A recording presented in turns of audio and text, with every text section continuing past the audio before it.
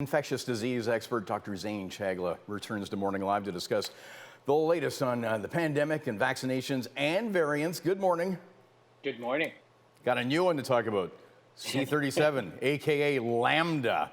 So originating or first identified in Peru. How concerned should we be about this one?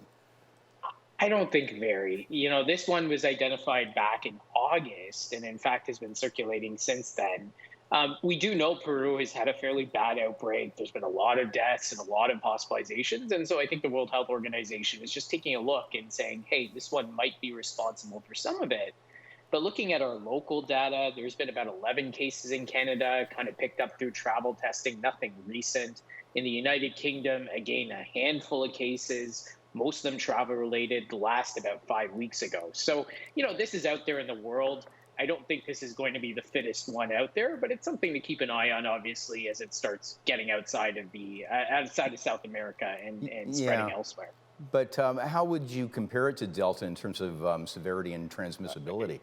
Yeah, I mean, it has elements that could make it more transmissible, but Delta in real life is showing itself to be more transmissible, right? So it's winning the race right now. Yeah. Exactly. In fact, Africa has just marked its worst week of the pandemic. Yeah, and this is pretty Delta, serious. Right? Yeah, we really need to get on top of this. This is unfortunately Delta in an environment where people aren't vaccinated, where there's poverty, where people are living in poor housing conditions. This is going to be the face of the world. And unfortunately, our vaccine equity issue is showing up in multiple places. And it's going to be a rough few months until these places get vaccinated. It just feels like the world is fumbling this ball. Are you concerned about the possibility of a fourth wave? Yeah, I think in our setting, we're going to see some healthcare utilization for people who don't get vaccinated. And some of that is people by choice, and some of that is people who don't have access. We're not going to see what I think other places are seeing, because 50% of our population is fully vaccinated. Yeah, we're in pretty good shape. The risk of complication is low. I'm more worried about the people that aren't right now than the people that are, and that's really what's going to drive healthcare utilization for the foreseeable future. Yeah, we're on track to be the most vaccinated country in the world. Having said that, we're starting to hear of dwindling demand and maybe there's some vaccine hesitancy out there. You have tweeted that this is very much a disease now of the unvaccinated. Are you concerned about hesitancy or just people, it's not accessible enough and people just aren't doing it because it's okay, we're good enough. We're in good enough shape. Yeah, there's different groups. I mean, I think there's the anti-vax group, and they'll probably never get vaccinated. But there is a group where they might not have access to the vaccine. They need a trusted provider to really counsel them through the vaccine. They have a lot of questions or they're waiting. And that group is one that's easy to reach if the right resources are there. So come August, when vaccines are kind of at their peak for people that wanted to access them, that last mile group is going to be work from family doctors, from pharmacists, from all these people reaching into their communities to try to get them. And again, the worry about these people is not that they're there, but if they're clustered together, you can certainly see high rates of transmission very quickly through those groups and healthcare utilization from it.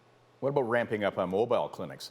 Yeah, absolutely. Mobile clinics, walking clinics. The city of Hamilton is really starting on that to say, okay, you don't need appointments, just come and get vaccinated, right? So really using whatever model possible to get first doses out there, but using local community supports to really reach those hard hit groups and ones that have questions or really just need access. Yeah, I want to ask you about a story we have this morning. Pfizer has asked for authorization in the U.S. They're tweaking a shot for a third booster shot of Pfizer, and the FDA stateside is kind of balking at this. I want to get your thoughts on it. Is this Pfizer just trying to sell vaccines?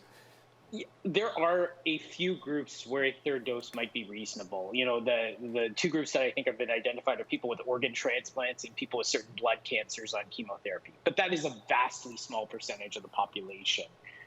For the vast majority, 2 doses is fine. And it looks like immunity at least lasts 6 months to almost a year or longer. I think we'll need a third dose. This is probably not the time to be talking about it. And again, the egregiousness of this is the trigger for this is variants of concern. Well, if we're not vaccinating outside of Canada, the United States, and the UK and Europe, we're going to deal with more variants of concern. And perhaps the issue is going there with vaccines in order to deal with this as compared to Yes.